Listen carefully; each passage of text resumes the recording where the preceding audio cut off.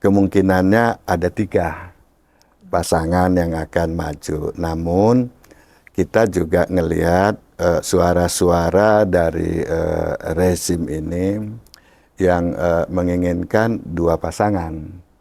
Nah, namun saya kalkulasi saya kemungkinan 2 pasangan itu agak kecil karena, dan juga makin jelas lagi itu arah ke Prabowo adalah karena di situ disebutkan bahwa itu tidak melakukan pelanggaran HAM. Oke. Jadi indikasi-indikasi itu saya melihat ini politik-politik yang tidak sehat, dan menurut saya ini politik barbar yang harusnya itu ditinggalkan. Karena kalau kita terus seperti ini, kita tetap ingin menggagalkan orang tapi tidak cara demokratis. Jadi kalau keputusan MK nanti membenarkan atau membolehkan usia 35 tahun itu cawapres, berarti Gibran memenuhi syarat. Nah, di sini yang saya melihat ini akan menjadi lebih menarik dan suhu politik akan semakin panas karena Gibran kemungkinan akan menjadi rebutan. Ini menurut saya salah satu indikasi. Itu yang saya masukkan tadi secara indirect. Ini satu indikasi bahwa sebetulnya hubungan PDIP, terutama Ibu Mega dengan Pak Jokowi tidak baik-baik saja. Nah, sementara para capres kita ini adalah buat mereka, untuk apa saya harus memberikan atau memuaskan orang-orang yang terdidik. Toh sudah terbukti pemilu di Indonesia yang didukung orang terdidik itu tidak ada yang jadi.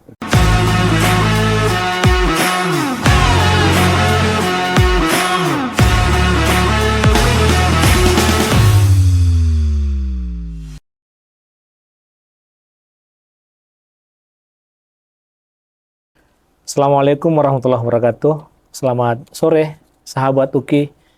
Kembali bertemu dengan saya, Ruslan Ramli.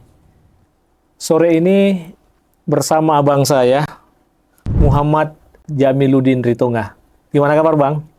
Sehat? Sehat. Alhamdulillah. Sahabat UKI, pada program Speak Show hari ini saya dan Bang Jamil berada di studio televisi kampus Universitas Esa Unggul.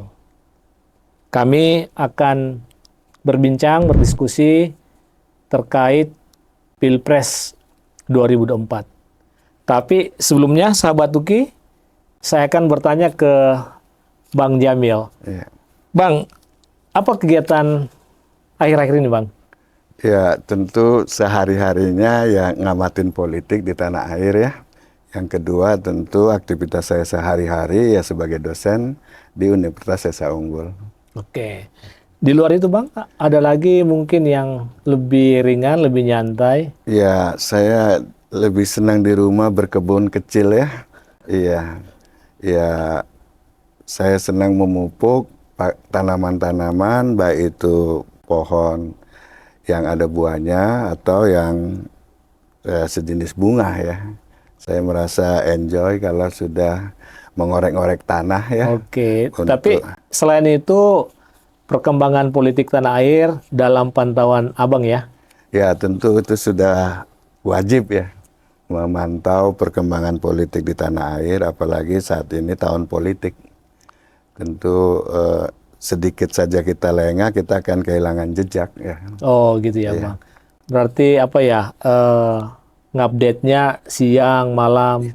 Ya, bahkan sampai tengah malam ya. Sampai tengah malam, oke. Tapi Bang Jamil ini kan sebelum menjadi apa ya, pengamat politik, dosen, kan jauh dari Sumatera Utara, Bang. Iya. Nah, gimana itu ceritanya, Bang? Ya, saya ini kan anak kebon ya. Anak kebon, dan saya bangga itu. Walaupun saya harus akui namanya di perkebunan, zaman dulu itu agak sedikit konservatif ya. Ketepatan orang tua saya adalah asisten atau staf perkebunan, yang itu di perkebunan levelnya termasuk yang tinggi. Jadi kadang-kala kita susah bergaul dengan level yang lebih rendah.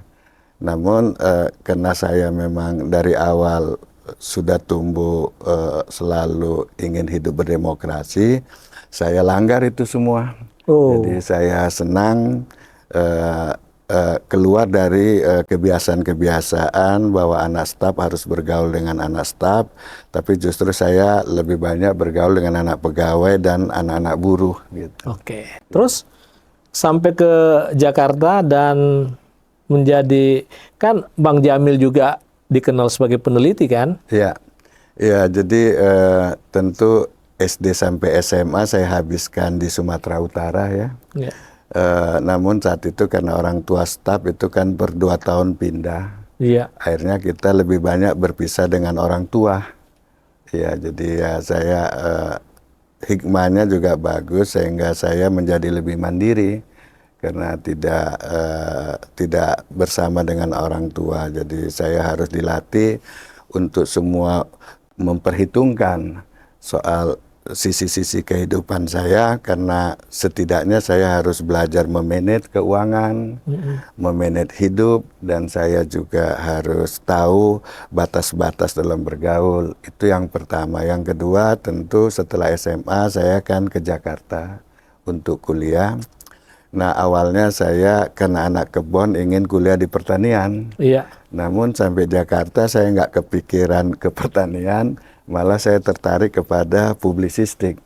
Publisistik. Iya, publisistik, dan itu setelah cari tahu sana sini karena anak daerah kan mesti sangat lugu, tanya sana sini, ketemulah saat itu nama kampusnya Sekolah Tinggi Publisistik.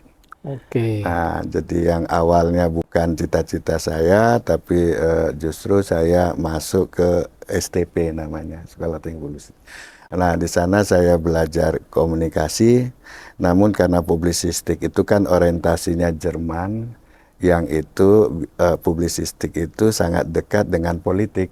Iya. Nah, disitulah saya mulai tertarik kehidupan politik. Jadi sejak mahasiswa saya sudah banyak, meskipun saya mengambil bidang komunikasi, saya lebih banyak membaca literatur politik. Oke. Iya.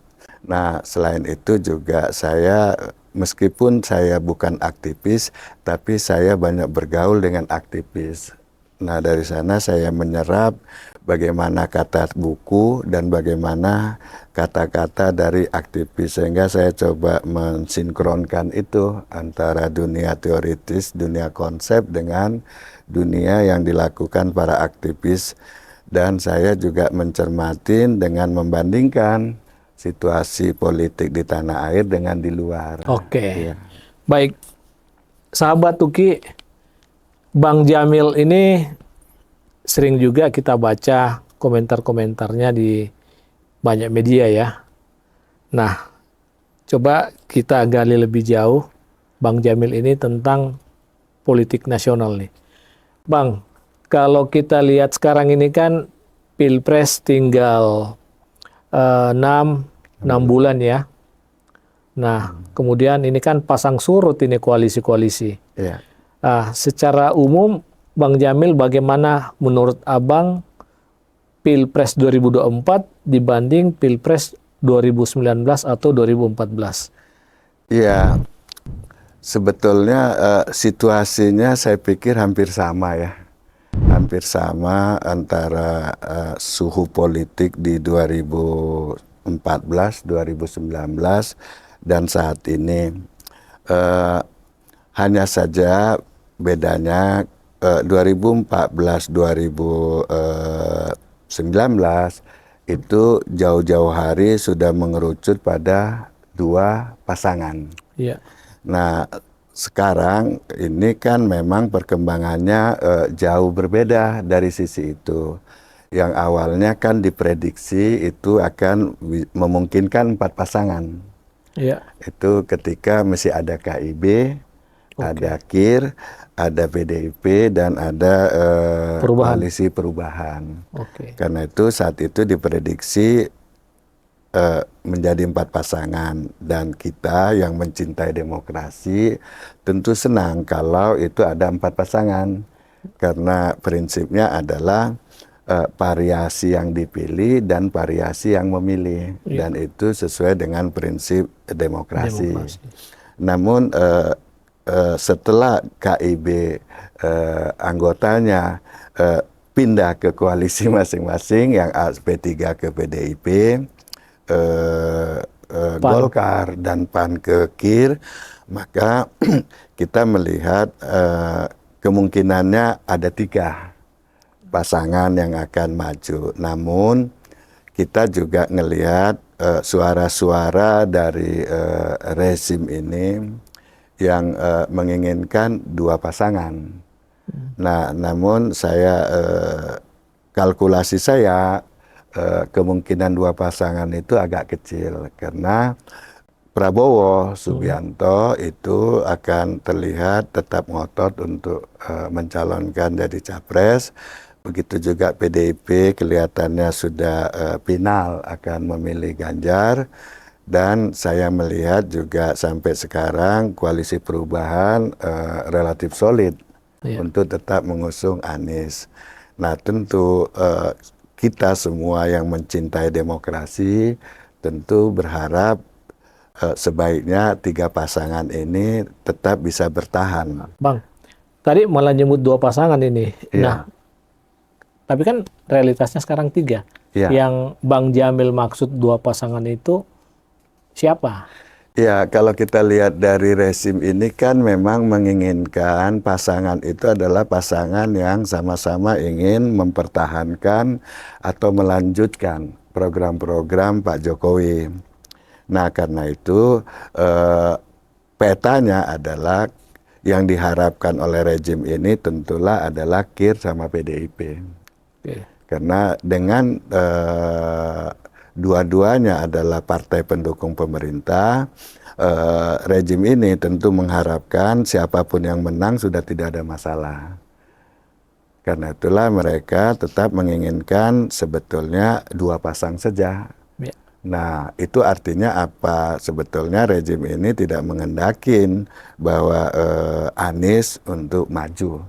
Nah, walaupun demikian, saya melihat upaya-upaya untuk menggagalkan Anies kan tetap sampai sekarang tidak bisa. Nah, apalagi kita lihat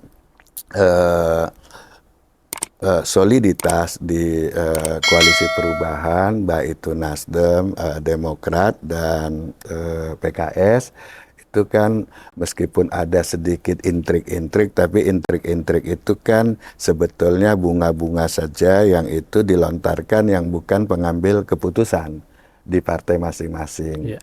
Nah, intinya adalah kita tidak melihat adanya pernyataan ketua umum maupun tim 8 yang itu yang menjadi kunci retak tidaknya koalisi perubahan.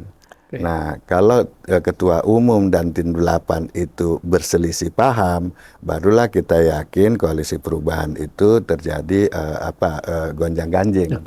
Bang, ini kan tadi sudah dijelasin. KIB pernah ada dengan P3, Golkar, dan PAN sebagai mitra. Kemudian koalisi perubahan dengan Nasdem, PKS, dan Demokrat. KIR dengan Gerindra, PKB, serta PDIP yang berdiri sendiri. Nah, tetapi makin kesini ya kelihatan sudah mengerucut ya dengan hadirnya Golkar, PAN di KIR, kemudian P3 ke PDIP, dan 3 lainnya masih tetap di koalisi perubahan. Apakah ini yang menurut Bang Jamil akan tetap menjadi 3 atau tetap ada upaya ya dari rezim, kata Bang Jamil, tetap menutup nih, cukup 2 nih. Nah, sampai dengan Oktober yang tinggal ya 2 bulan lagi kira-kira. Gimana tuh, Bang? Ya, saya melihat walaupun ada upaya penjagalan-penjagalan, kelihatannya itu tidak berhasil ya. Karena itu saya lebih yakin 3 pasangan akan tetap maju. Oke. Nah, namun masalahnya adalah siapa cawapres masing-masing, Oke. kan itu. Nah, saya melihat kalau di PDIP itu kan mitranya kan itu mitra, kan dia tidak mau menyebut koalisi. Kalau PDIP dia ingin mitra, mitranya itu kan P3, Perindo dan Hanura. Hanura. Nah, memang di sini menurut Puan Maharani itu kan sudah terseleksi ada 5 dari sebelumnya 10. Oke. Ya, yaitu ada Erick Thohir, ada siapa Sandiaga Uno, ada AHY, ada Muhaimin. Muhaimin Iskandar, ada satu lagi siapa jenderal itu Andika Perkasa. Andika Perkasa. Nah, dilihat dari 5 nama itu, saya melihat awalnya ada 2 yang peluang untuk menjadi cawapresnya Ganjar, yaitu Sandiaga Uno atau Erick Thohir. Ya. Namun saya melihat ini akan lebih mengerucut karena kemungkinan Erick Thohir menjadi cawapres menjadi relatif lebih kecil karena PAN sudah ke KIR. Iya. Karena Erick Thohir kan kita tahu itu yang ngotot menjadikan cawapres kan itu upaya dari PAN. Oke. Ya. Nah, jadi dilihat dari itu berarti saya melihat Erick Thohir sudah out ya. Nah, tinggal ada 4. Nah, Iya. dari 4 itu saya melihat peluang Sandiaga Uno lebih besar. Kenapa? Karena pertama Sandiaga Uno itu kan elektabilitasnya relatif tinggi. Yang kedua, dia punya jejaring yang peninggalan ketika dia berpasangan dengan Prabowo. Dan itu kan terlihat selama dia jadi menteri itu relatif dia pelihara. Jadi saya melihat dibandingkan Muhaimin Iskandar, Andika Perkasa, dan AHY, tampaknya yang paling visible mendampingin Ganjar itu adalah Sandiaga Uno. Oke. Sedangkan untuk untuk KIR, Prabowo ini memang relatif tersandera ya, tersandera oleh Caimin. Karena Caimin ini kan sudah awalnya kan mereka sudah Piagam. menandatangani piagam dan berikutnya kan baru masuk Golkar dan PAN. Saya bilang tersandera karena Muhaimin ini kan memang dari awal ngotot untuk menjadi cawapres. Tapi masalahnya adalah saya lihat dari awal Caimin ini kan nggak laku dijual. Oke. Kenapa gitu ya? Dia sudah dikemas seperti apapun, terlihat elektabilitasnya nggak naik-naik. Oke, stagnan ya? Iya, stagnan. Nah, berarti kemungkinan berikutnya adalah Erlangga Hartarto dari Golkar dan Erick Thohir. Nah, sebetulnya kalau Erlangga ini sedikit mau mengalah, di sana ada Ridwan Kamil di Golkar yang sebetulnya elektabilitasnya jauh lebih baik. Nah, sebetulnya kalau KIR mau kuat, idealnya Prabowo itu ya sebaiknya memilih kalau nggak Ridwan Kamil ya Erick Thohir. Erick Thohir. Ya. Sedangkan di Koalisi Perubahan kita melihat ada beberapa yang dimunculkan, yaitu ada AHY, ada Khofifah, ada Yeni Wahid, dan ada yang dari PKS. Nah, namun kita lihat yang relatif ada elektabilitasnya itu kan hanya AHY dan Khofifah. Nah, sedangkan Yeni Wahid meskipun dianggap dianya bagian dari Gus Durian yang masanya cukup besar, namun realitasnya kan memang elektabilitasnya belum muncul. Hal yang sama juga begitu yang dari PKS. Aher. Nah, jadi kalau kita lihat di situ, sebetulnya yang potensial itu AHY dengan Hopipa. Iya. Namun belakangan kan kita sudah tahu Hopipa di media massa menolak untuk menjadi cawapresnya Anies. Dengan demikian dalam kalkulasi politik yang paling ideal mendampingin Anies adalah AHY. Iya, oke. Dengan komposisi yang ada saat ini. Ya. Iya, oke. Baik, Bang Jamil. Nah, Abang sudah secara detail menyebut ya paket-paket yang potensial terwujudkan. Iya. Tapi kan kemudian dinamika politik tanah air ini kan sangat cair ini. Betul. Tiba-tiba manuver-manuver dari masing-masing ketua partai, ya kan? Iya. Semua tanpa masalah. Semua ada masalah gitu kan?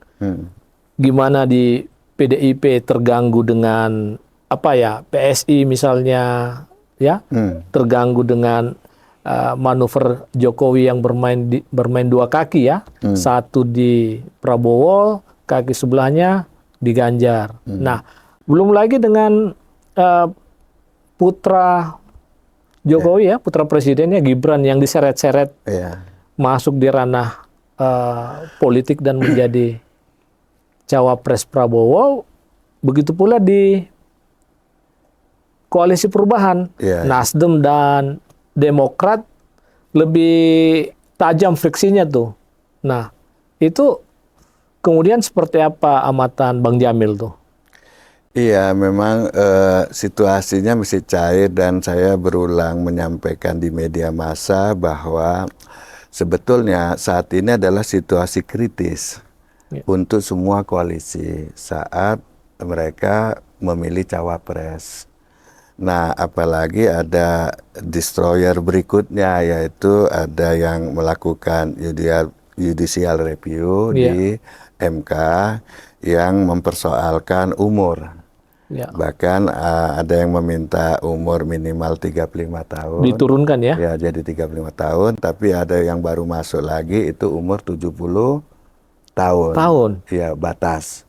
Nah, jadi saya melihat upaya-upaya di MK ini sebetulnya ini kurang baik dalam situasi negara demokratis kita, karena ada upaya-upaya cara memajukan orang dalam cara-cara instan.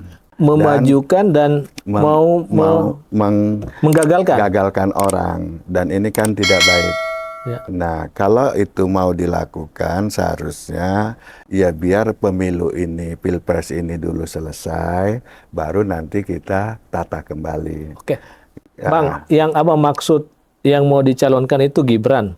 Ya, dengan usia 40 ke 35 itu? Iya, tentu kan kita sudah tahu lah ya. Ya, dan yang 70 tahun itu yang Abang maksud mau menggagalkan Prabowo.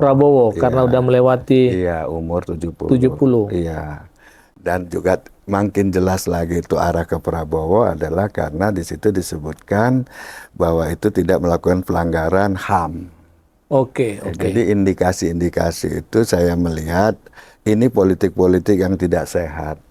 Dan menurut saya ini politik barbar yang harusnya itu ditinggalkan. Karena kalau kita terus seperti ini, kita tetap ingin menggagalkan orang tapi tidak cara demokratis. Nah, Bang, apakah ini ada kaitannya dengan manuver yang selalu diidentikan dengan presiden lewat cawe-cawe beliau, lewat keberpihakan beliau, sehingga dinamikanya segitu kencang. Iya, memang kan di sini kan kita dari awal sudah melihat ya bahwa ada upaya presiden kita Pak Jokowi ini ingin masuk terlalu jauh yang bukan kewenangannya. Padahal kita semua tahu dan beliau sebetulnya sering juga menyatakan soal capres itu, soal cawapres urusan ketua umum. Tapi yang nyatanya kan beliau ini kita rasakan itu ikut campur. Nah, kan kita tahu dalam dunia politik ini kerap kali banyak yang kita bisa rasakan tapi sulit dibuktikan. Nah, situasi itulah yang sekarang kita lihat sebetulnya, walaupun dibantah terus, tapi kita bisa merasakan itu. Ya. Nah, karena itu kita melihat memang cawe-cawe ini kan juga sebetulnya sudah diminta oleh Pak SBY sebaiknya tidak. Gitu juga Pak Yusuf Kalla. Nah, artinya apa? Sebaiknya memang presiden kita ini menempatkan dirinya sebagai kepala pemerintahan dan sebagai kepala negara yang harus mengayomi semua capres. Nah, kalau ini dilakukan oleh presiden, tentu harapan kita siapapun yang menjadi presiden akan juga dia menghormatin Pak Jokowi. Tapi kalau nanti ada cawapres tertentu yang merasa dijolimi dan dia menang, kan bisa saja itu akan membuat situasi terhadap beliau jadi tidak baik hubungan. Oke. Ya.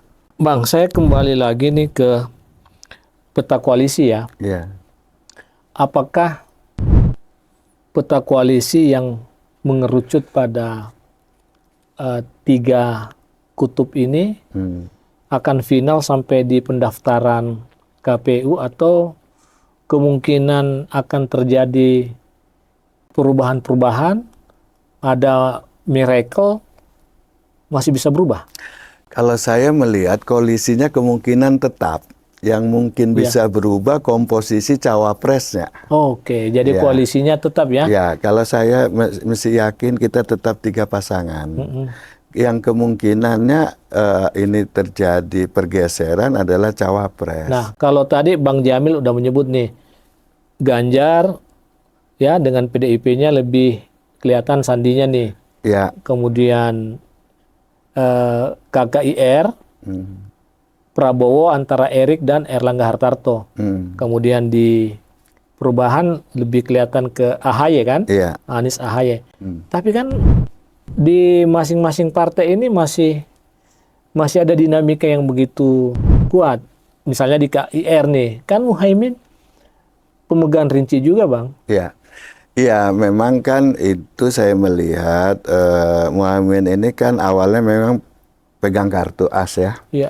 Namun dengan masuknya Golkar dan PAN, kartu as itu jadi hilang. Kenapa? Kalau waktu Golkar dan PAN tidak ada, kalau Muhaimin keluar dari KIR, maka otomatis kan Gerindra tidak bisa ngusung Prabowo karena kurang. Ketika itu. Iya, ketika Tapi itu. sekarang dengan kalau masuknya sekarang ini kan berarti Pak Prabowo itu akan lebih punya choice yang banyak. Iya. Karena kalaupun Muhaimin Iskandar kabur, masih ada tetap Golkar aman. PAN. Iya. Nah, namun kan kita tahu banyak pimpinan partai ini kan yang tersendera oleh dalam tanda petik tersendera. Nah, jadi kembali, apakah itu akan Muhaimin akan menjadi ancaman kalau dia tidak cawapres? Kembali lagi, saya melihat itu tergantung dari apakah Pak Jokowi ini dalam posisi netral atau dia cawe-cawe. Kalau dia cawe-cawe, saya yakin Pak Muhaimin, Pak Erlangga, Pak PAN, Ketua Umum PAN, Pak Zulhas ya tidak akan tidak akan berdaya untuk menentukan cawapresnya. Nah, dalam hal ini siapa kemungkinan itu? Ya, jadi kalau keputusan MK nanti membenarkan atau membolehkan usia 35 tahun itu cawapres, berarti Gibran memenuhi syarat. Nah, di sini yang saya melihat ini akan menjadi lebih menarik dan suhu politik akan semakin panas karena Gibran kemungkinan akan menjadi rebutan antara PDIP dan KIR. Oke. Ya. Tapi orang kemudian banyak mengasumsikan ya antara Ketua MK dengan Presiden sebagai saudara sebagai ipar, ya ada yang mengasumsikan ini akan terkabulkan ini. Berarti ya analisis Bang Jamil ini bakal terjadi nih, berebut nih PDIP dan Iya. Prabowo. Ya, kalau dilihat dari situ tentu ada peluang, tapi secara pribadi saya tidak berharap itu. Oke. Karena menurut saya itu tidak elok. Ya, orang Medan bilang tidak elok kalau hal itu terjadi. Kenapa?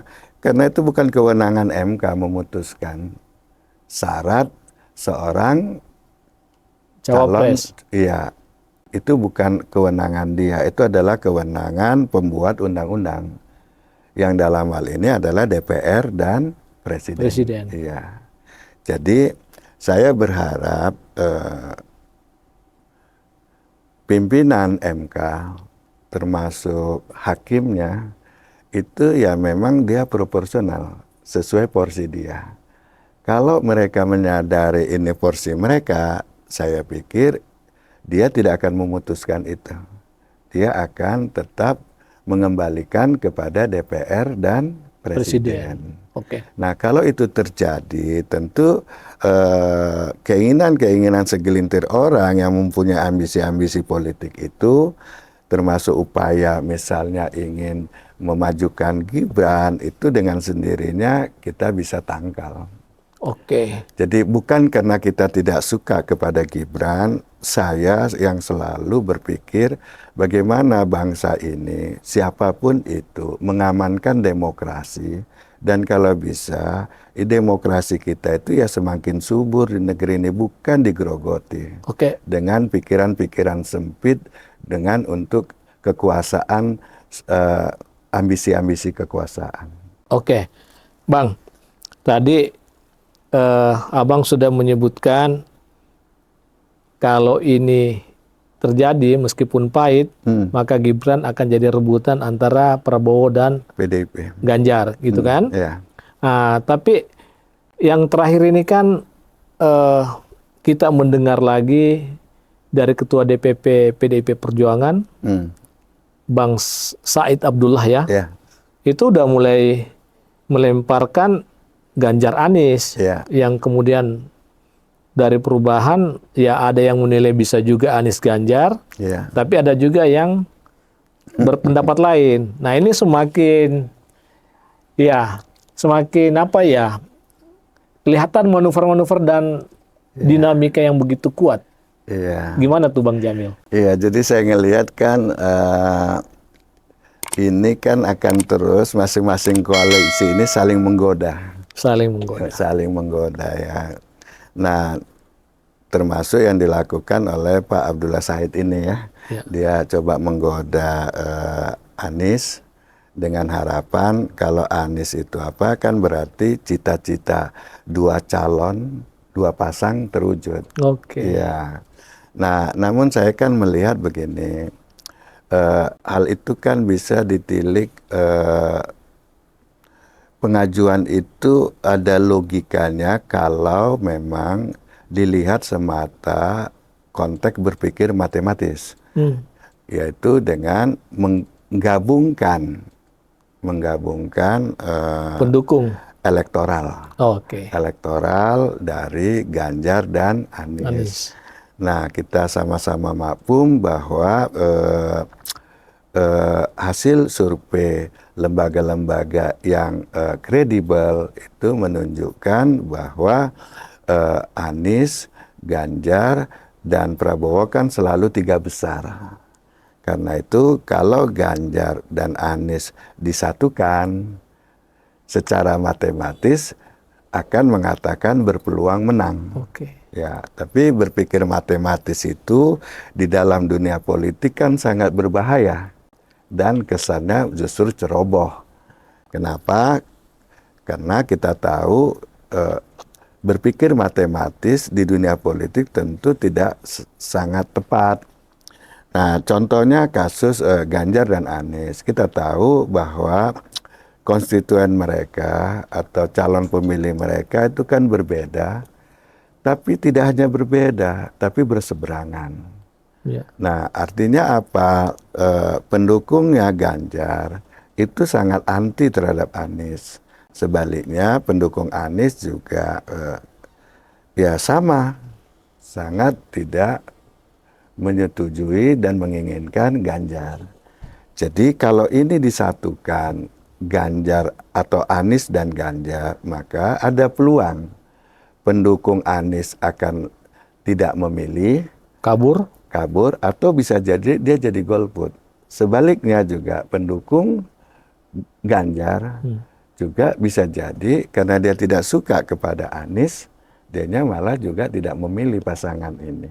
Oke, berarti malah tidak menguntungkan kedua pihak ya? Ya, karena itulah saya berbeda pendapat, berbeda pandangan dengan banyak pengamat yang mengatakan itu akan membuat pemilu sudah selesai kalau itu dipasangkan. Tapi kalau saya justru melihat sebaliknya. Karena justru kalau itu terjadi, saya khawatir yang golput di negeri ini akan semakin besar. Dan itu sangat berbahaya untuk perkembangan demokrasi di tanah air. Itu saya melihatnya. Jadi saya melihat lebih baik itu mereka tidak berpasangan. Oke. Ya. Bang Jamil, sahabat Tuki, saya lebih jauh akan menggali seperti apa kontestasi Pilpres 2024. Bang, ada banyak spekulasi yang berkembang setelah Golkar dan PAN merapat ke koalisi Indonesia Raya, kebangkitan Indonesia Raya. Nah, termasuk spekulasi bahwa ini ada juga Jokowi di belakangnya nih, walau kemudian dibantah, ya kan? Tetapi paling tidak PDIP merasa, wah, ini menunjukkan militansi Jokowi sebagai petugas partai kendor, menjadi berkurang, sehingga PDIP kemudian ya kita tahu ya akan konsolidasi di Jawa Tengah, ya, rapatkan barisan. Nah, bagaimana sebenarnya hubungan Jokowi dan PDIP ini, Bang Jamil? Iya, kita kan politik di Indonesia ini kan kerap kali indirect. Jadi kita tidak bisa melihat hubungan politik tokoh satu dengan tokoh lain itu sangat tersurat. Kita akan terkecoh. Justru lebih banyak kita membaca ini secara tersirat. Nah, untuk itu kerap kali kita harus membacanya dan menganalisisnya dalam berpikir indirect. Nah, misalnya begini, apakah hubungan Ibu Mega dengan Jokowi itu baik-baik saja atau ada masalah? Itu terlihat dari apakah PDIP misalnya menyerang kebijakan pemerintah ini. Nah, kalau kita melihat ya, direct indirect, ketika itu muncul food estate itu, ya, itu bahwa ini adalah merusak lingkungan Kalimantan. Itu maksud saya salah satunya itu. Yang sebelumnya kita tahu PDIP ini tidak ada nada-nada yang sifatnya mengkritik kebijakan-kebijakan pemerintah. Tapi dengan makin mesranya antara Jokowi dengan Prabowo, dan itu ditunjukkan dengan banyaknya mereka melakukan kerja bersama, itu terlihat tiba-tiba kayak sesuatu yang mengagetkan kita semua. Hasto mengkritik Prabowo bahwa food estate itu merupakan kejahatan lingkungan. Nah, itu artinya apa? Ini menurut saya salah satu indikasi. Itu yang saya maksudkan tadi secara indirect. Ini satu indikasi bahwa sebetulnya hubungan PDIP, terutama Ibu Mega dengan Pak Jokowi, tidak baik-baik saja.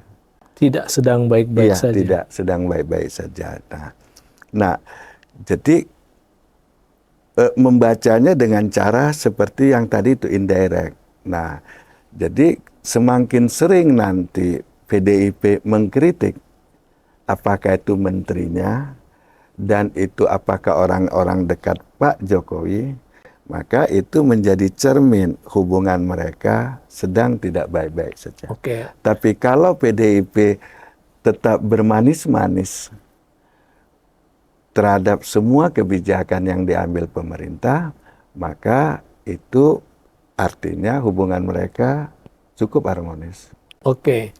Nah, Bang Jamil, sebenarnya ada apa sehingga ini kemudian para kontestan sampai hari ini masih belum declare soal pasangan masing-masing, padahal Oktober semakin dekat. Iya, di Indonesia ini kan sering sekali berpikir last minute ya Pak ya. Iya, kenapa berpikir last minute? Karena memang kerap kali politik di Indonesia ini kan politik caci maki. Sehingga kalau itu dimunculkan jauh-jauh hari, maka dikulitin. Oke. Dari sisi negatifnya. Nah, kebiasaan-kebiasaan ini yang memang terus membekas pada elit partai sehingga mereka lebih baik mengumumkan cawapresnya itu di ujung saat nanti mau pendaftaran. Itu yang pertama. Ya. Yang kedua tentu ini aspek strategis. Oke. Aspek strategis itu artinya apa? Sebetulnya capres kita ini kan posisinya sebetulnya relatif seimbang. Karena itu yang akan menentukan itu nanti tentu pada pilihan cawapresnya. Karena itu kalau memang mereka salah memilih atau dia duluan memilih, maka dimungkinkan capres yang lain memilih yang lebih memungkinkan dapat mengalahkan pasangan yang sudah lebih awal. Itu. Jadi saya melihat dari dua sisi itu, kenapa sampai sekarang mereka tetap menyimpan cawapresnya. Jadi dari dua sisi, karena terbiasaan berpikir negatif, orang dikulitin dengan segala cara sehingga itu orang akan tidak berdaya lagi. Yang kedua yaitu tadi sisi strategis, karena komposisinya adalah para capres sekarang tidak jomblang ya, tidak apa. Berarti Bang Jamil kalau kita lihat, kita flashback, ada perubahan ya. Kalau 2019 kemarin kan di ujung juga tuh. Tetapi kan pemilu-pemilu presiden sebelumnya itu kan malah ya beberapa bulan sebelumnya gitu kan. Yeah. Kok ada apa gitu terjadi perubahan dalam kontestasi ini yang tadinya berapa bulan sebelum pendaftaran kok makin ke sini mainnya di ujung gitu. Berarti ini menggambarkan apa nih, betapa kuatnya tarik-menarik di partai atau seperti apa, Bang? Iya, kalau tarik-menarik partai itu sudah pasti ya. Misalnya di koalisi perubahan, tentu terlihat memang antara Nasdem dengan Demokrat itu coba memunculkan cawapres dari partainya masing-masing. Karena mereka kan ingin mendapatkan ekor jas itu. Ya. Nah, saya ngelihat persoalan Nasdem dan Demokrat pada aspek itu. Nah, tapi kalau dia PDIP, saya tidak melihat itu. Ya. Ya. Nah, begitu juga kepada Gerindra. Kalau Gerindra, saya melihat memang posisinya bukan karena dia tidak mau cepat ya, karena dianya memang ya dalam bahasa saya ya dia menunggu dulu apa sen dari istana. Oke. Ya, jadi pertama itu tadi saya mesti yakin penyebab utamanya adalah karena capresnya ini sebetulnya elektabilitasnya tidak jauh berbeda, maka itu harus ditambal oleh wakil-wakilnya. Hanya dengan begitu mereka merasa berpeluang untuk menang. Nah, namun di sisi lain kita lihat koalisi yang dari partai pemerintah, mereka ini kan saya melihat koalisi yang nggak mandiri ya. Iya, jadi menunggu sen presiden termasuk tadi itu menunggu keputusan MK ini. Oke. Iya, Jadi apa ya? Boleh kita sebut tersandra juga dengan keputusan akhir MK tadi. iya, karena begini, ini kan orang mengajukan ke MK ini kan tidak semata berpikir hukum. Oke. Saya melihat ini memang sangat politis yang ada yang merancang ini dengan goal tertentu. Sehingga mereka kalau ini tercapai ya memang tujuan mereka mendorong orang tertentu menjadi cawapres kan menjadi terwujud. Oke. Tadi Abang sudah menyebut itu soal MK dengan keputusan harapan supaya demokrasi lebih baik tidak mengabulkan. Tapi kalau prediksi Abang sendiri lebih berat kemana ini? Kalau saya lebih yakin bahwa MK nggak akan berani terlalu nekat ya. Dan saya tetap yakin mereka mesti punya hati nurani. Dan mereka itu tidak mengorbankan kepentingan sempit. Dan mereka itu adalah orang-orang yang bijak. Dan mereka itu, orang-orang di MK itu adalah orang-orang yang memang ingin negeri ini demokrasi tetap bersemi. Karena itu mereka kalaupun nanti memutuskan usia itu, namun itu mereka memutuskan tidak berlaku untuk 2024. Oke. Bang, ini terkait dengan kepentingan publik rakyat nih. Ya, Dengan apa ya masa yang semakin singkat, publik ini hanya disodori oleh persaingan antar calon. Tetapi program ya apa yang mau dikerjakan, apa yang mau dia bangun itu menjadi apa? Tidak kedengaran itu. ya, Nah, padahal ya kita kan ya maaf aja kalau kita sebut bosan juga tiap hari hanya diskusinya siapa calon, siapa cawapresnya. Nah, ya. sementara yang kita butuhkan ini kan bukan sekedar calonnya ya, Ya. tetapi akan seperti apa nih ya ke Iya. depan ya. Gimana tuh Bang? Jadi kan memang ini problem di dunia ketiga. Kalau capresnya juga nanti setiap ketemu masyarakat, ini loh program saya, inilah apa, itu hanya berapa persen yang mau mendengarkan itu.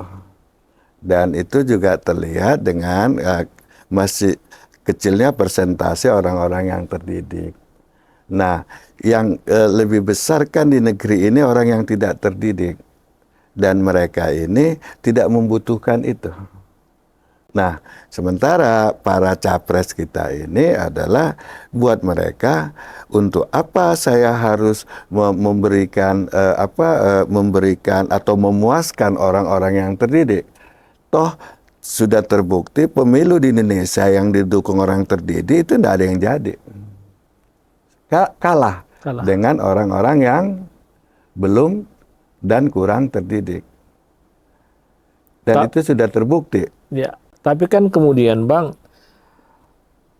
sudah ngomong tentang calon dan calon, ya di media sosial pun lebih ramai soal kontroversinya, soal perdebatannya, soal perbedaannya, sehingga publik yang harusnya dapat asupan yang bagus malah ya lebih nonjol toksiknya.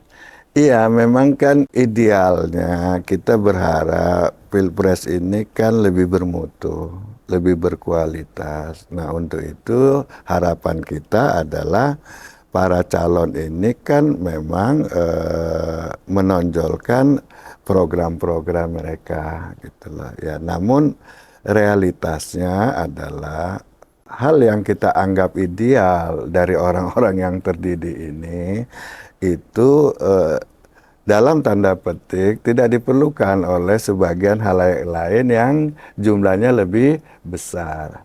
Nah, sementara kita tahu politisi di negeri ini relatif pragmatis. Tentu mereka lebih mengejar untuk menang daripada mengedepankan pendidikan politik dalam konteks demokrasi di Indonesia. Itu yang saya melihat kenapa itu para caleg itu lebih banyak berfotoria, melakukan olahraga atau lari pagi daripada menyampaikan program-programnya. Justru yang membuat heboh justru model-model pendekatan seperti itu masih di tanah air. Nah, sebagai contoh kita lihat, sebetulnya kita pernah diajarkan oleh Amin Rais ketika dia mencalonkan menjadi presiden. Dia coba mendesain kampanye modern dengan kemana-mana menyampaikan program kerjanya. Nah, tapi terbukti respon masyarakat relatif kecil. Oke, baik. Bang Jamil, terakhir nih, tentang masuk kampus nih. Ya, kampanye udah diperkenankan masuk kampus. Nah, menurut Bang Jamil gimana? Iya, saya tentukan saya harus membedakan keinginan saya dengan situasi realitas politik tanah air.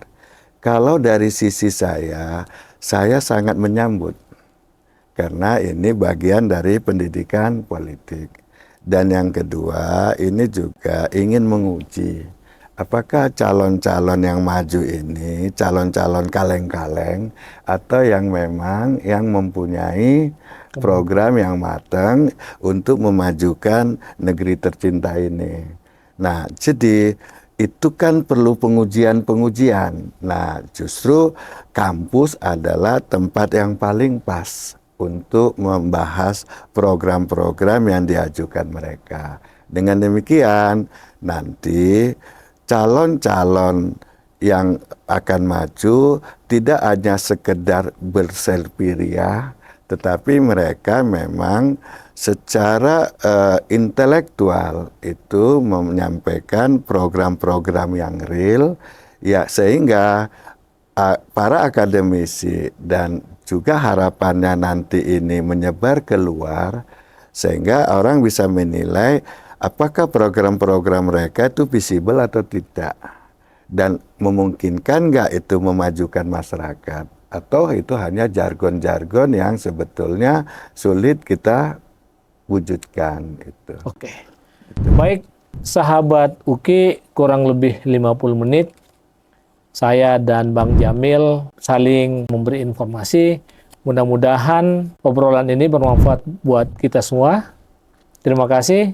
Assalamualaikum warahmatullahi wabarakatuh dan selamat sore. Terima kasih, Bang. Baik.